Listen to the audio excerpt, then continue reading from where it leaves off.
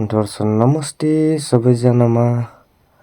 आज हाम्रो यात्रा भनेको कालीपोखरी आगो मासु ल्याउन जाने क्रममा बाटैमा तिमुरको बुट्टा भेटाइयो अनि यति राम्रो फलेको रहेछ है।